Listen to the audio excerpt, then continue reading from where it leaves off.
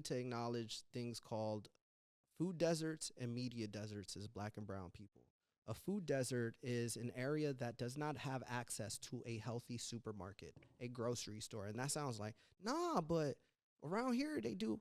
Well, no, there should be one in the immediate proximity of every little corner of town and city and county.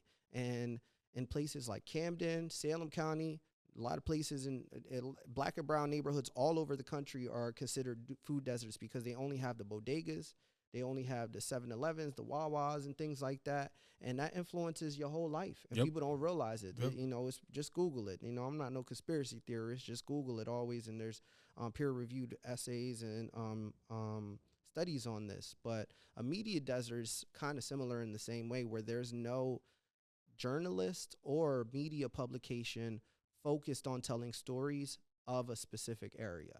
So this happens a lot, right? Because, you know, certain counties or cities have a small amount of people, so things can just happen over there. Oh my God, is that the Faces of the Future? Welcome to all new episode of the Faces of the Future podcast. It's your boy Myles. We got my boy Frank Santos in the building today. How you doing today, bro? Yes, sir. I'm blessed. I'm grateful. Everything's good, man. Everything's good, man. It's been a long time since I see you. Everything's been going well? Yeah. I mean, you know, it's a balance of the bad and the good. Of course, the world going crazy, but I'm feeling like I'm in a better place, and I know what I want to do with my life, honestly. A little bit closer? Yeah, of course. Yeah, so you said the bad and the good. So, I mean, how do you stay balanced with all that going on? It's funny because I think you kind of gotta be built for certain shit if you want to work in like the journalism, activism industry, because it's so time consuming and so like constant that you really gotta, like my friends say, you gotta thrive in chaos. Like they tell me all the time, like, you thrive in chaos, bro. Like the other day, you know, I told them, like, come over, let's have a work session, you know, just like the culture do. You feel me? We chilling, we got our food, we got our drink, we got our smoke and everything. But they see me here, like, on the computer, going in. But in the same time, like, I'm listening and kind of talking with them in the background. So I can tell, you know, and shout out to Reek and Theo and, you know, my family, John, Oz. They always kind of keeping me balanced and putting me in place in different ways that I could look corny too. You feel me? Especially in spaces where I know that it's not where exactly I'm from, even in parts of Camden, which I'm going through now more than ever in a great way. So you're from Camden originally. So tell me what it was like growing up in Camden, New Jersey. Like, what your upbringing was like, what your neighborhood was like, what you saw on a day to day. Tell me that, because I know you wouldn't always start in the activism space. You probably kind of grew into, because I know what you did like in your other career in terms of like graphic design, all that type of stuff. But like, tell me about the upbringing, the origin story of Frank. Like, yeah. The funny thing about Camden now and Camden when I grew up, I was born in 92. So this was a time where from the 90s to 2000s, we were known as the most povertized and the most dangerous city in America. And I know a lot of people throw that around in all industries, arts, music, news and stuff, but you could really look it up. We were the first police department to be militarized as a response to that. So we know, because of the Black Lives Matter movement, a lot of police departments have been militarized and things like that. But we were actually one of the first, and if not the first in many areas. I'm not going to try to drop conspiracy stuff on y'all, but y'all can look it up. We had a big Rolling Stone interview spread about our city that I think came out in 2012. Okay. I graduated high school 2010 to give you some context. You know what I mean? Yeah. And I know that's older to some people, but in the hood, you feel me? Like the years from 14 to 21 could either make you or break you. Explain what you mean by that a little bit. Well, there's not a lot of opportunities as it used to be for people to get a job. You can get so me, for example, I was blessed that my pops pushed me to, you know, learn the value of work early. So I got my working papers when I was 14. I was blessed to get a little job at the aquarium at the Camden waterfront at 14. So I was up and at it early, but I see now it's not that frequent. So people really don't have much opportunity to find any sort of income. And and on top of it, there's not a lot of like recreational activity out there, you know. Even my high school, for example, to give you an idea, I believe you were in sports or in athleticism and stuff. And my high school didn't have a football team. Okay. My high school's basketball team is cool now, you know, shout out to Charter and all them. But back then it wasn't like, oh, I want to play ball. Right. We want to play ball. Right. Like there's some spots in this country where that's not even cool. Like Yeah. you not popular because you a star athlete. Yeah. So what was cool like coming up in your area? I was school was kind of crazy, and I was blessed to be pushed because my pops pushed me into Camden Academy Charter High School, which isn't like a prep school or anything. It's a charter school, which if you do your research, it looks better than it actually is. And but the other schools, while I'm bringing it up and setting myself apart, the other schools were actually very dangerous. So There was a lot of gang wars going on within the school districts and stuff like that. yeah, well, in the 90s and 2000s, there was a lot of racial gang wars, and the Asian community, even down to like certain Latins, Dominicans, and Puerto Ricans didn't always rock with each other. So Black, Latina, and Asian groups in Camden were definitely fighting against each other a lot. Really, at Woodrow Wilson, Camden High was very well known that you could get stabbed there, and I know people just say that, but it was frequent, and that's a history that's slowly being changed and revised in a sense by current government, but that's the reality. You know, like I said, look up the Rolling Stone interview about us, about the city of Camden.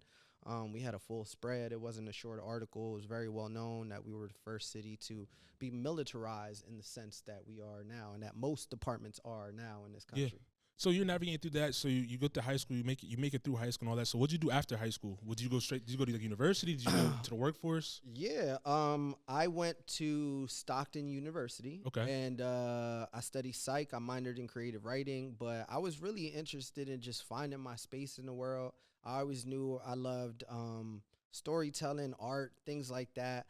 But really what sparked it was me joining their chapter of NAACP there. I met a lot of great Black and brown people that really just taught me about the real world within our Black and brown culture. You know what I mean? Of course, there's so many layers, but where I'm from is very limited. To give you an idea, in my entire school educational career up until college, I never sat in the classroom with a white person. Really? So I never saw one in the hallway. There's none in my yearbook. Everybody can look it up. 2010 was when I graduated.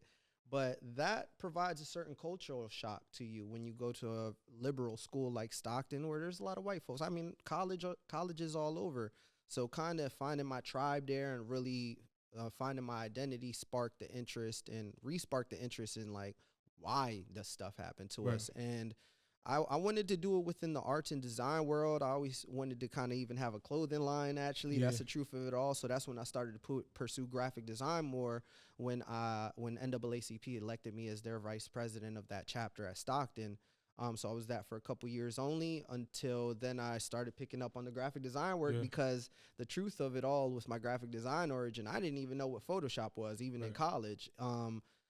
I was tasked to start making the flyers because nobody was making the flyers. So I was making it on PowerPoint at first. Imagine me. I'm on After Effects today. Premiere, you're doing way better than PowerPoint today. Yeah, and then from there, it kind of blew up where the Divine Nine, the Z Gamma chapter of Kappa Alpha Psi, and a lot of the alphas at Stockton, they really embraced me as kind of being the flyer guy, being the communications guy, and even freelancing me and throwing me some bread for some of their own parties and stuff like that. I became a videographer for a short period of time. Shout out to DJ Walla, very legendary DJ in Jersey. He also let me be on his team for a short period of time, do some video work for him. And that kind of sparked that the creative digital journey that I started on. And I pursued a career in graphic design. So from 2013, 2014, all the way till now, 2025, I've pretty much been doing this full time. I'm blessed to say that because it's not easy to pay the bills, pursuing this freelance creative industry stuff. But we learning how to kind of carve our own space. Definitely learning that. You said you were the president of the NWC? Vice president. Yeah, so Dave Mooring was the president, and shout out to him because he's a very religious gentleman, and I say that so respectfully because I'm not the most religious gentleman myself. And I don't go to church frequently or anything, but those two worlds of us combining really taught me so much, and he taught me so much. And he's a part of my journey. Just being a part of Stockton, it was a beautiful thing being vice president. You talked about learning like not the nuances, but like I guess like the different experiences between the Black brown community. Like what was some of the things that you kind of like got your eyes open to, because you're part of the NAACP organization. You're going on the campus for the first time, being in class with white people, things of that nature. So what was that experience like?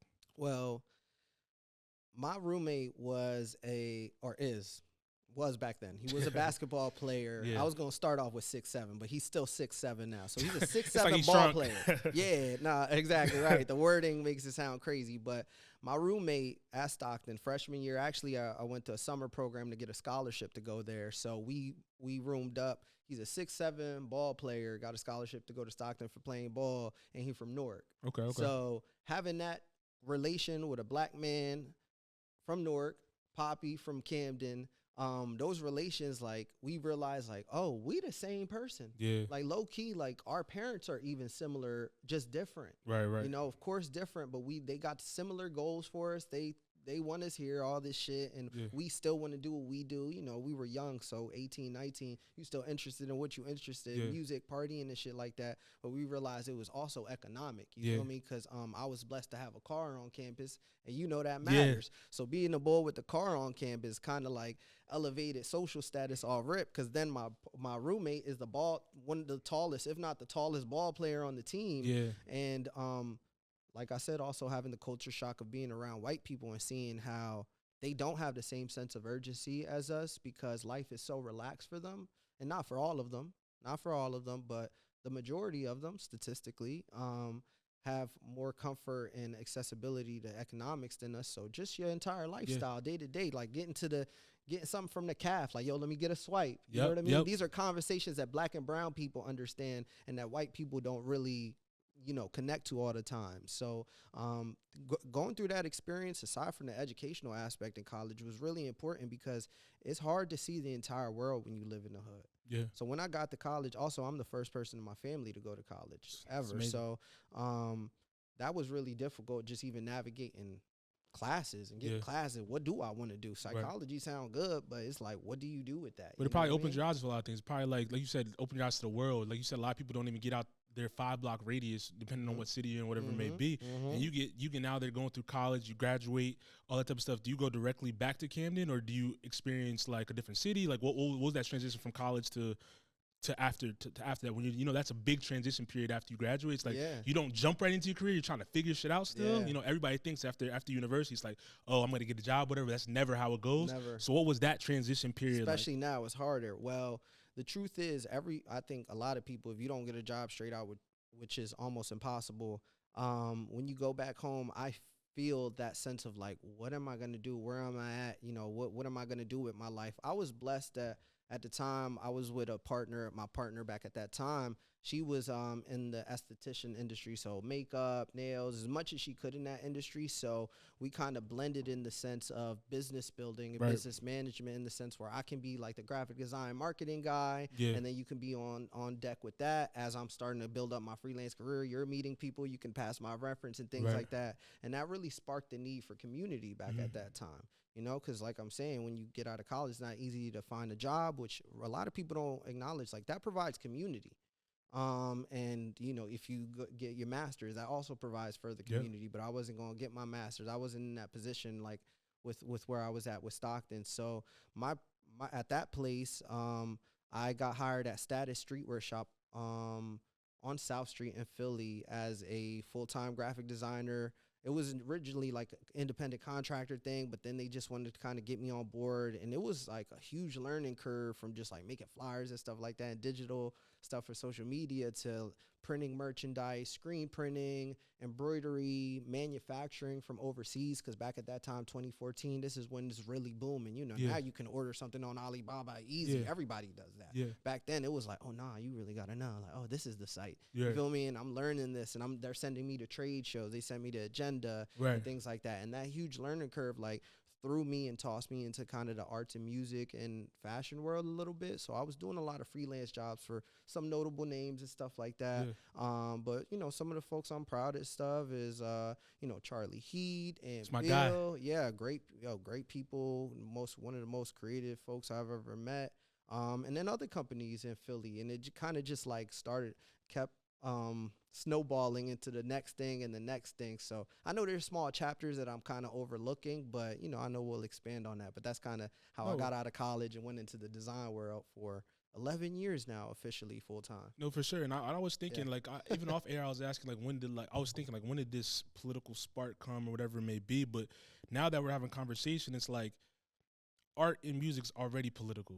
No matter if you think of Absolutely. any type of music, if you think about any type of art or whatever it is, it has a political aspect to it. So you always kind of like in that ecosystem, maybe without even knowing it. I know like you did you were part of like the NAACP and all that type of stuff, but like in terms of the career wise, you were already in it in a sense without even, I guess, maybe consciously knowing that you're in it. So but like when did that transition come for you to make a conscious effort, like, oh, this is my passion, I want to pursue this community aspect, I want to do right by the community that I come from, that type of thing? Yeah. Well,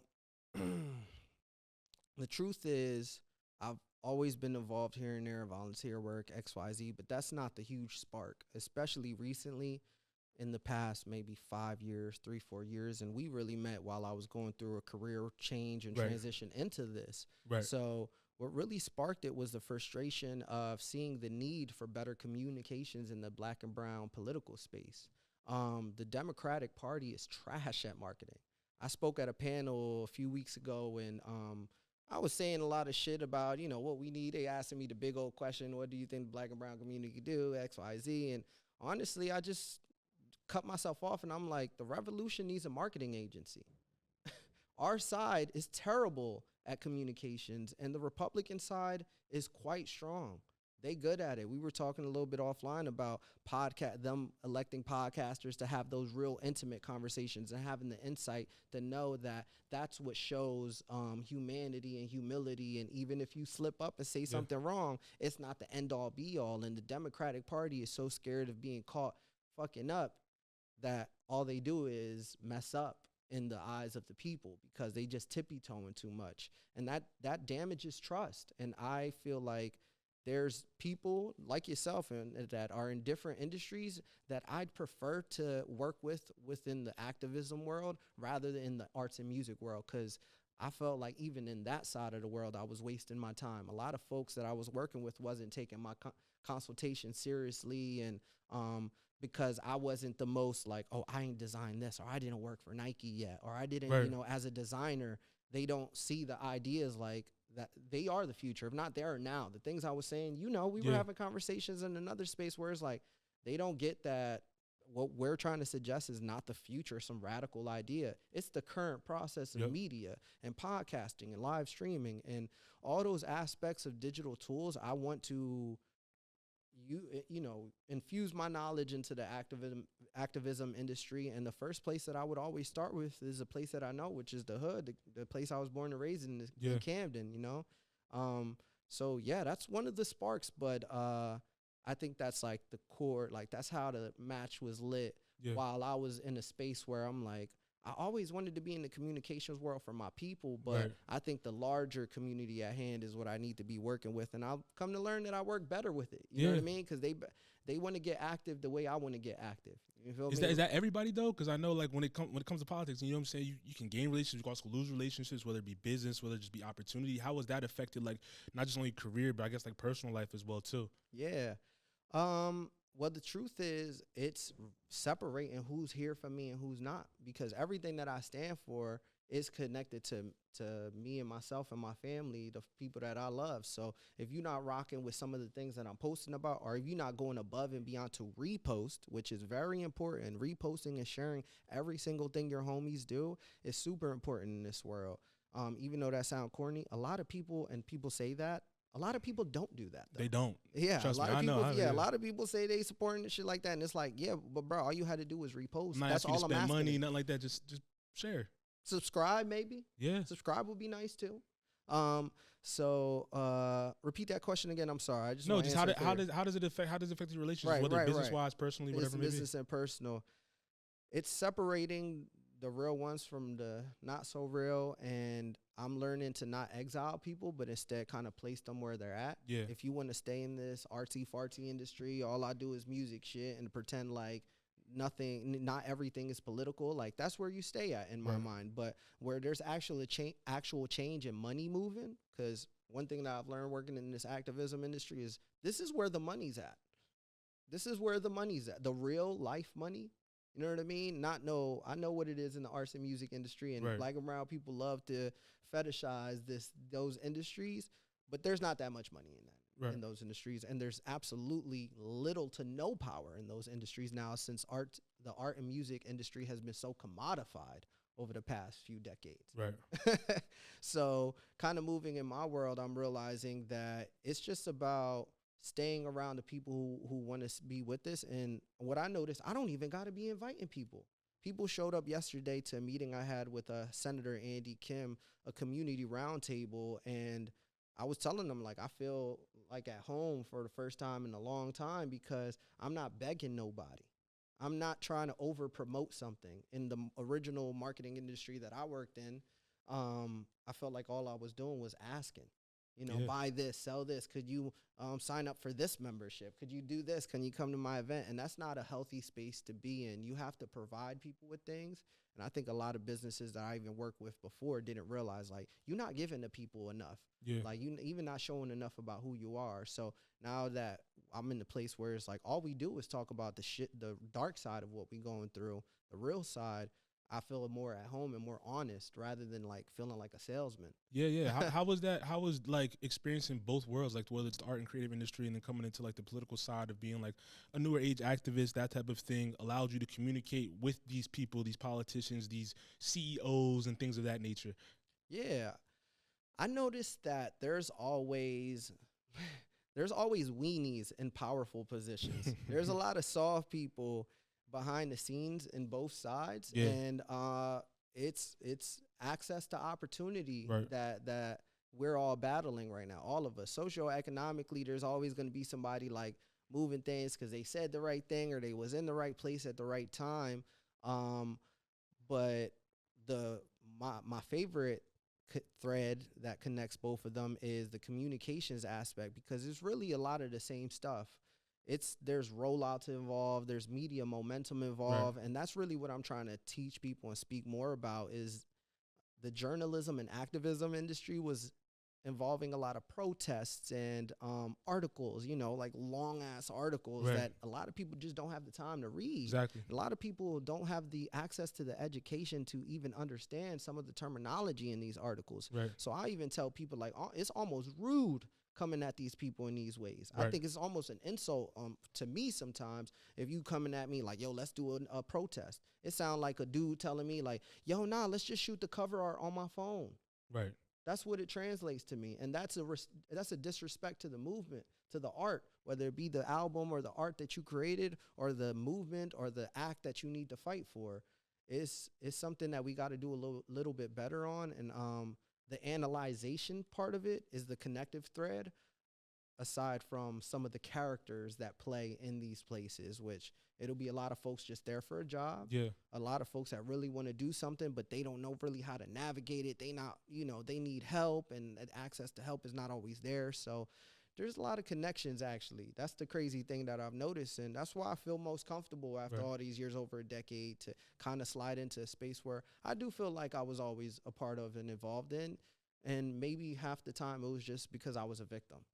Nah, and that's enough. You say because you were a victim of what? Just like the experiences? Yeah, well, a victim of, I think, society, environmental racism. That's a big thing in Camden. We're one of the biggest victims in overburdened communities in the country.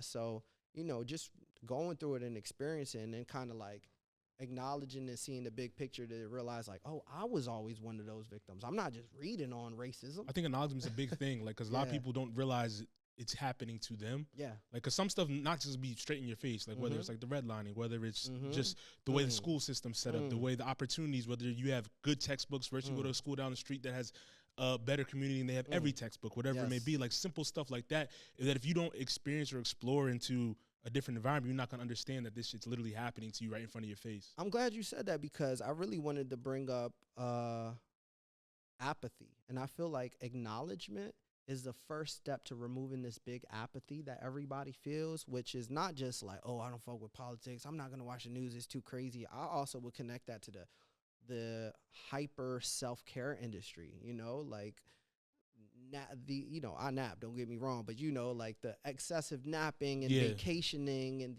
this spa thing and things like that during these times is a reaction to things that I understand, right?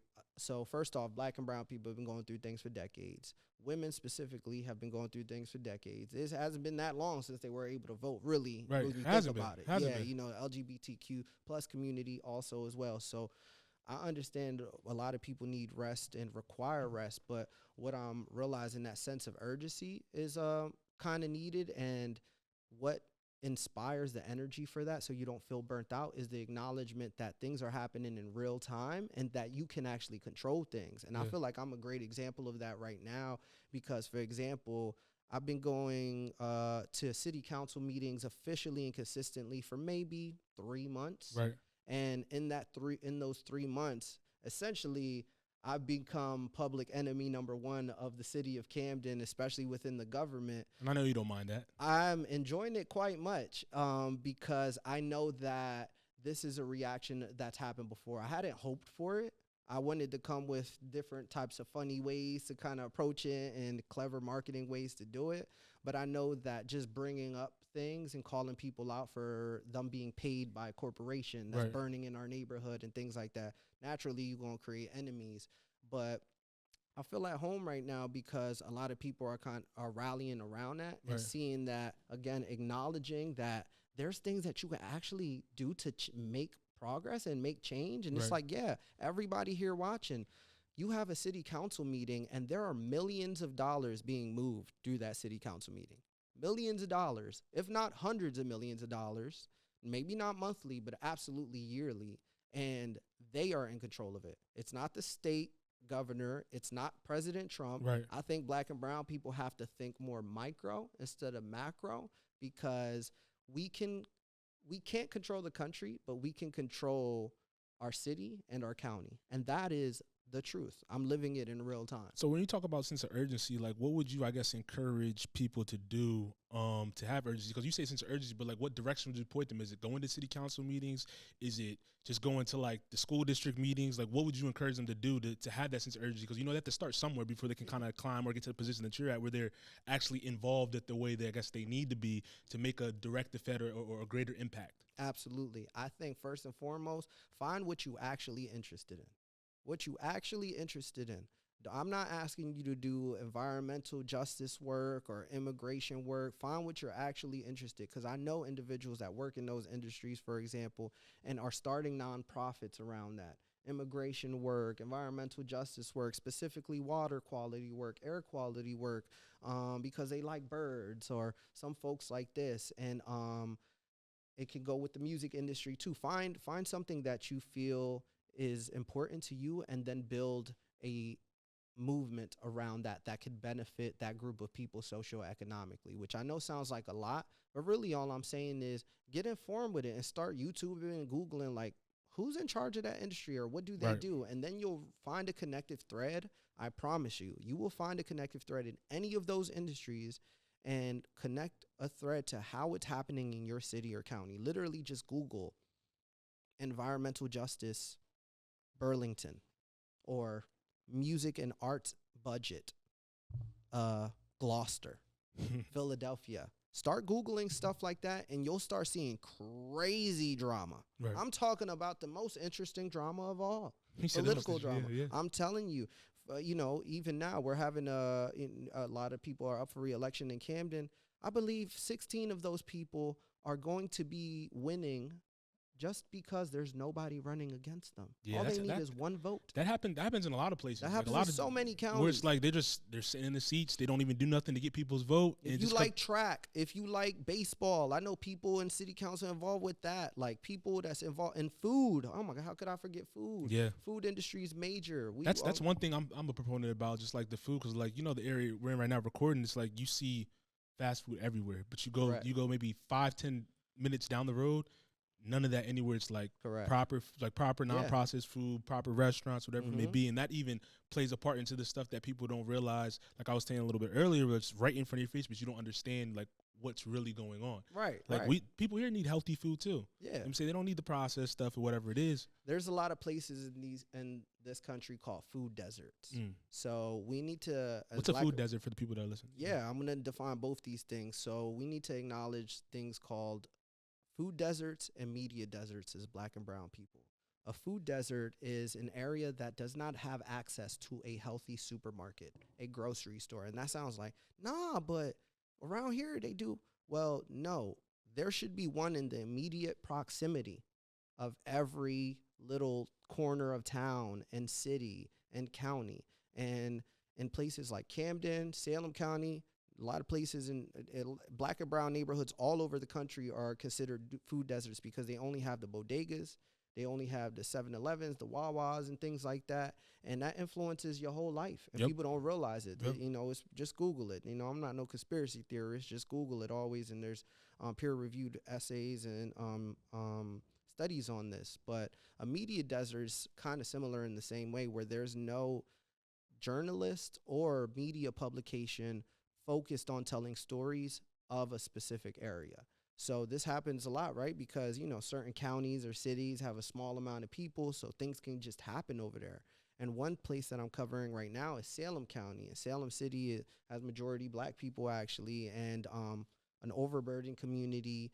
There's a recycling facility called Giordano's Recycling that's going to be building a landfill, a recycling plant on top of an old landfill, which one you're not supposed to do, because that basically is just going to push the chemicals that's in the old landfill even deeper into the ground and into the Delaware River, which they're connected to. Giordano's Recycling is going to be using that place. It sounds good, right? Recycling. They're going to actually be recycling something called wet waste. What's that? Exactly. I had to redo my research on it as well. Well, apparently in China and overseas, they figured out something where you can get old vegetables, you know, like everything all the restaurants throw away, all food recycling. They basically like mesh it, mix it up. I don't know what they do exactly to it, but then it'll turn into agricultural food. So like pig slop, food for the cows. Yeah. So they import things from South America, China, overseas. Is not conspiracy. You can go on Giordano's recycling site. Wow. These characters are so silly. Like he was so gassed up to go to China. He took a picture with the bulls from China doing this wet waste industry stuff, thinking it all looks good, because in his head it's like, oh, it's money and it has the word recycling attached to it. You know what I mean? But when you're there in Salem City, what you think a wet waste pig slop, basically a pig slop factory, smells like in your hood? Probably smell crazy. That's why when you go to certain hoods, there's that racist comment of like, oh, it stink out here. It's like, well, I wouldn't say that just generally. I'm saying you should say there's air pollution out here. There's a lot of air pollution out here. The air quality here is trash. Yep. It's quite literally trash in the air. So there's things that people can research on based on what they connected to. And I say start where you from or where you at.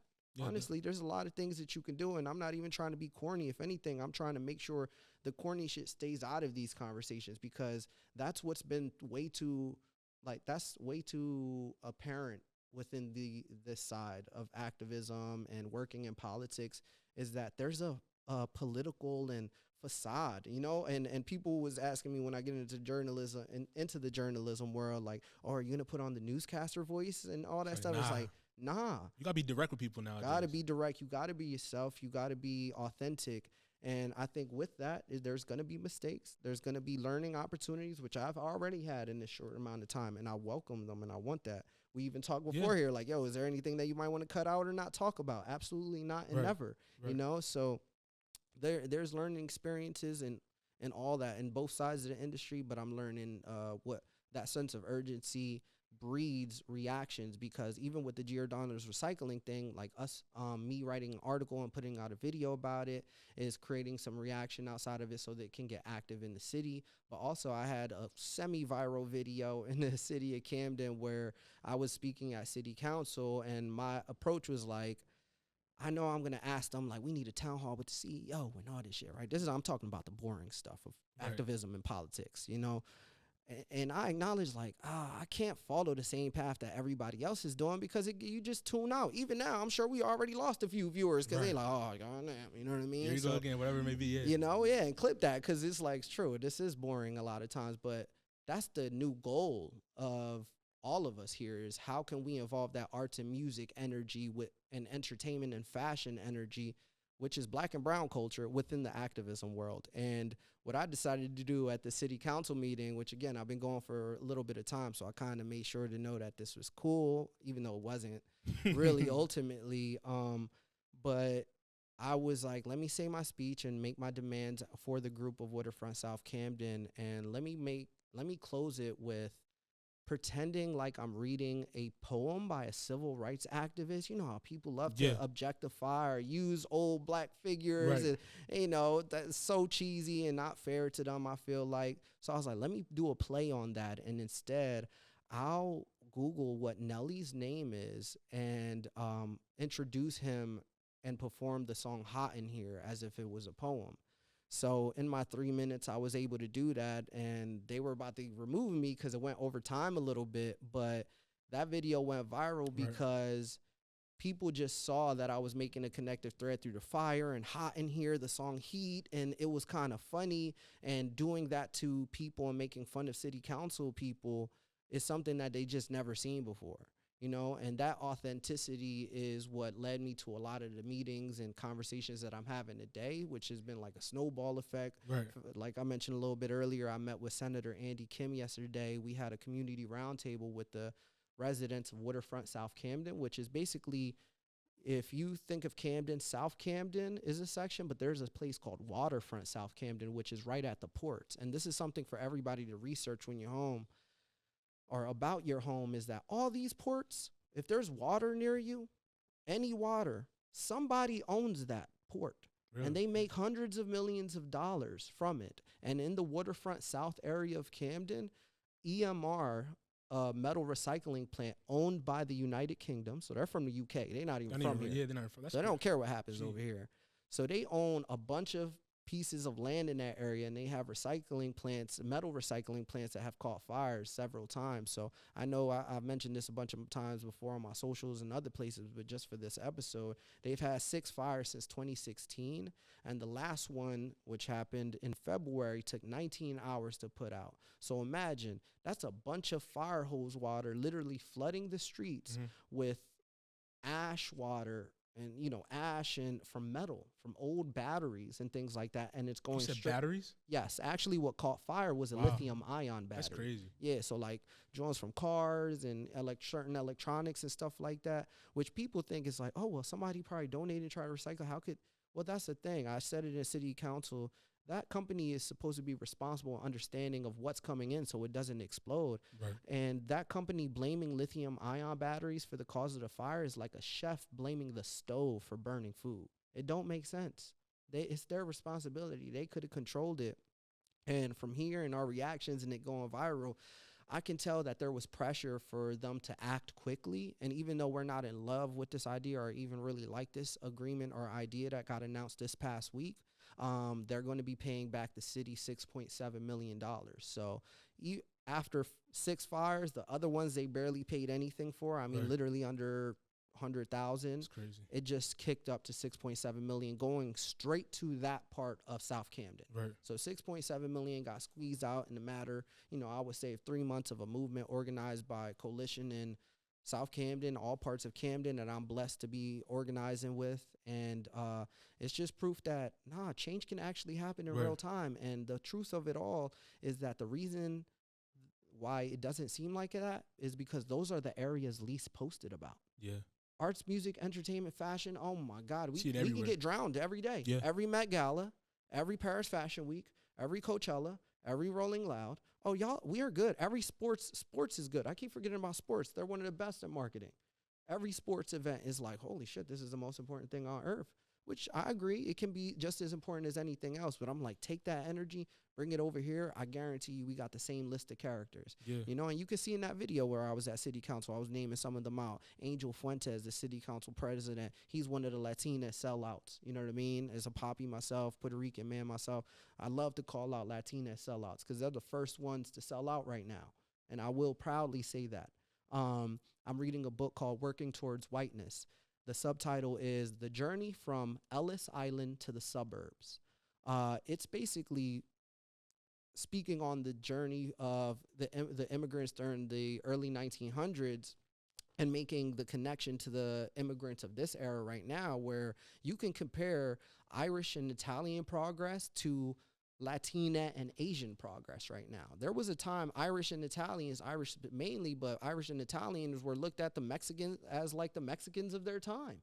You know, white people wasn't fucking with them. Watch Gangs in New York, the Right. movie. If you want to learn That's a from good it through a movie. movie route, yeah, watch Gangs in New York. You know, they calling them slurs as they're getting off the boat, all that, and then controlling them. You know, doing the same social racist shit as they do to Mexicans and immigrants now. But at the same time, Latinas and Asians are trying to integrate in the larger white agenda and the white groups. And, you know, we seen it. It's not like, oh, there's just skin bleaching or anything like that, even though that do happen. But I'm talking about economically. You know, moving to the suburbs, we have to stop pretending like that's just a thing, symbol of progress. It's an integration move. You know, if you building your own community in It's the different. suburbs, that's much different. Yeah. If it's a black only suburbs, oh, that's much different. Let me ask you Brown this: only, that's much different. speaking on that, why do you think that integration process is something that a lot of, I guess, like black, brown, or minority people desire so much to like get out of like where they come from and go somewhere else, as opposed to staying there? Maybe you could build something new where you're from, and then still building the community in which you come from. Because you know what I'm saying. I think that's a trend. Not even a trend. It's just a known fact that like if you make it, the idea of making it out is getting out of where you came from, as opposed to making the money or whatever and giving it back and pouring back into where you came from. We don't see that too often. Yeah, well, I call it the need for microwave movements of all types. Like even a movement in your life will be not yours specifically, but Yeah. anybody's life, right? Like buying a house, getting a car, things like that. People know the timeline for that essentially, but even now, our generation is struggling with the idea of buying a house. They Yep. want a microwave movement for that, Yep. and it's not really possible. So now they just like, let me go to renters route. And nobody's fighting for the idea of mortgages and things like that, which is an injustice. But the same could go with,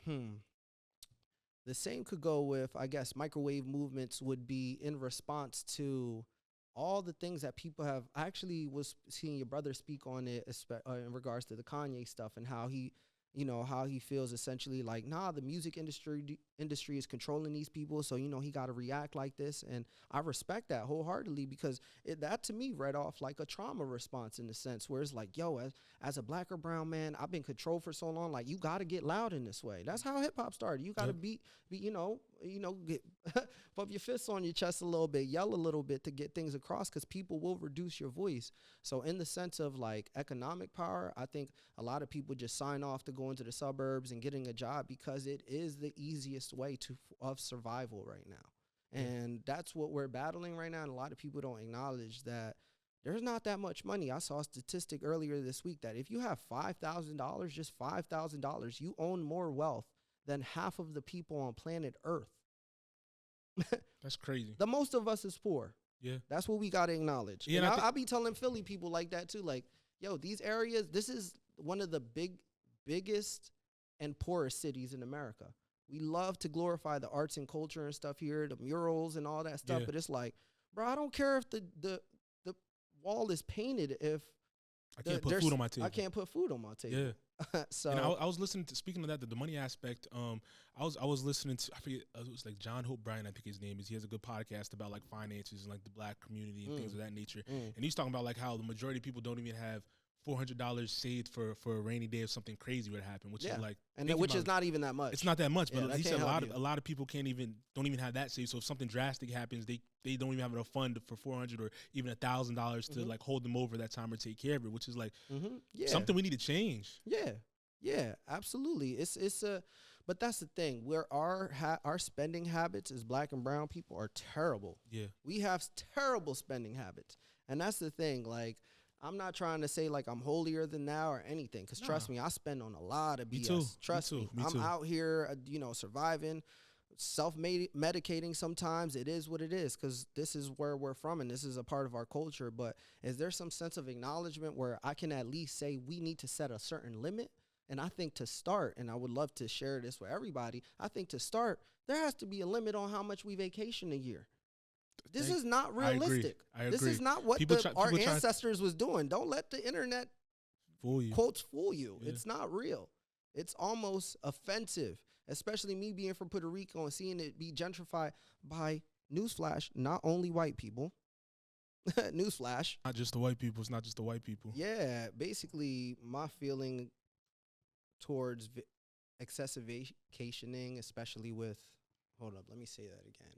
So my sentiment towards excessive vacationing, especially within the Black and Brown community, is starting to read a little bit like Diet Christopher Columbus. Where Right. we're trying to like discover and go travel and navigate the world, and really we should start with where we're originally from, supporting that area, appreciating the culture, of course, doing that in other spaces, but we can see that it's gone crazy. Even the travel industry, that I would expect vacationers to organize and fight airlines, Right. right? Right. Where's the vacation influencers at? Yeah. You know what I mean? Like they don't mind just being taken advantage of because that's what they doing. Yeah. So when it comes to that energy, I think that we have to be more mindful of it. We have to have more balance with it, and we have to create some sort of like personal expectations of, let me try to do something to give back once a month. And giving back isn't even giving back; it's giving to yourself. Yeah. If you're giving back to the Black and Brown community, and you Black and Brown, you don't. It's not giving back. It's circling. So especially with that vacationing and all the money that we have and the excessive spending, there's ways for us to navigate that. I'm absolutely not talking about the single mothers, single fathers, the people in overburdened communities, but there's money in our community. And I think just navigating that in a better way is a priority. No, definitely. So, moving forward, what can we expect from you? Like when it comes to just, I guess, like you as a journalist, the activism. Where can we like find you at? What platforms should we look to find like the work that you're doing so we stay up to date and help support the way we need to support? Where can we do that at? Yeah, well, it's Fiction Frank on all socials. I would say find me on whatever you feel comfortable with, because what I'm learning is that I'm sure we all know there's different groups on every app. And I think that's the job of communicators like us, to tap in with different people that speak different languages in different spaces. Right. And that's one thing that I think, the Black and Brown progressive movements and the Democratic parties haven't really done well at all. So find me in spaces like that, and find me in doing work that's going to be involving environmental racism, anything regarding to progress within Black and Brown, the system of socioeconomics with Black and Brown people, which sounds like a lot of words, but all I'm trying to say is I want more money to stay in the hood. Right. And I know what the hood look like because I'm here, but just circling that money back around and actually using your city that owes you for that bread is possible. Because, for instance, we just got $6.7 million from a recycling facility that kept catching fire in our hood. And believe me, we are going to be getting more. They had $253 million written off in taxes. And that's just what I could research Right. off Google and asking around a little bit. But we do have a mole in the City of Camden government that's kind of like helping me navigate. And I have a lot of contacts that I've been working with and building relationships with. But as of right now, I would still consider myself a student.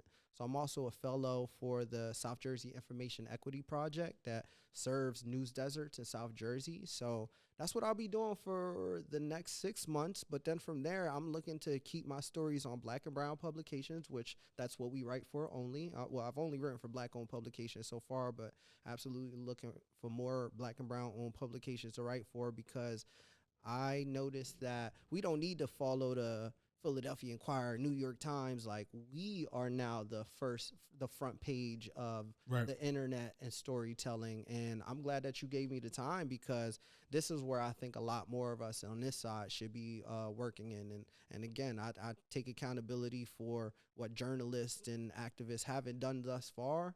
But my personality. I'm definitely calling people out in real time, and glad to have debates with people respectfully. I don't want to make no enemies. I just want to build different size bridges is what I'm calling them. I'm not burning no bridges, but maybe I'll reduce the lane on that bridge, or maybe I'll put a bridge troll on that joint so not anybody can just cross over whenever they feel like, you know what I mean? But that's where I'm at, and that's what I'll be doing, proudly so, especially for Camden, Philly, New York, the Eastern Seaboard is really where I'm trying to navigate and know that what I am capable of working with right now.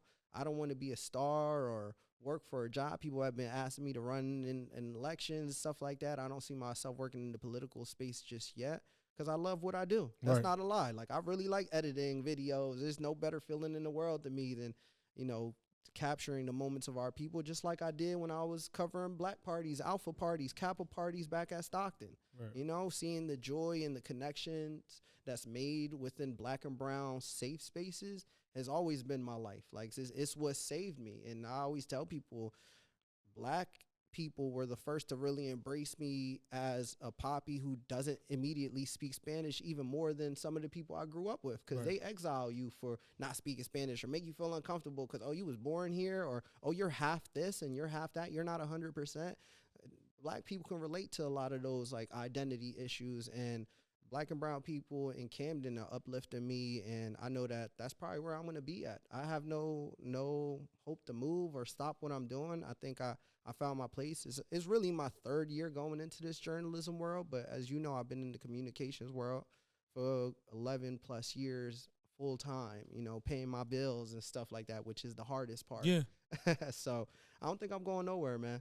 I don't think I'm going Well, we don't want you anywhere. to go nowhere. Everybody needs you to fight the good fight. You know what I'm saying? Like I said, you always have a platform here if you want to talk about things that are going on. You know what I'm saying? Mhm. So, got to have you come up again. Can't be the last time you pull up to the Of podcast. course, Chop it up about I'm things. sure there's gonna be some more bread I squeeze out of a corporation, Yeah, you know, or city official or state official Yeah. that I make break a sweat, and Yeah. then that's not to be rude or pushy. I think it's something that our people are natural in. We know we thrive in confrontation sometimes.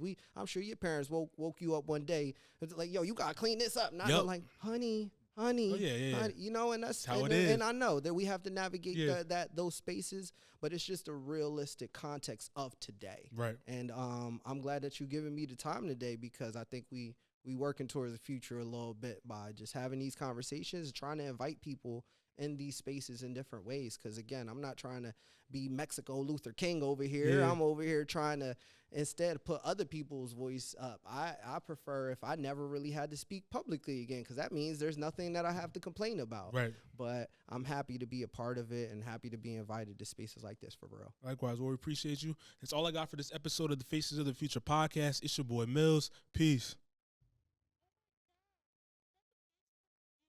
Oh my God, is that the Faces of the Future?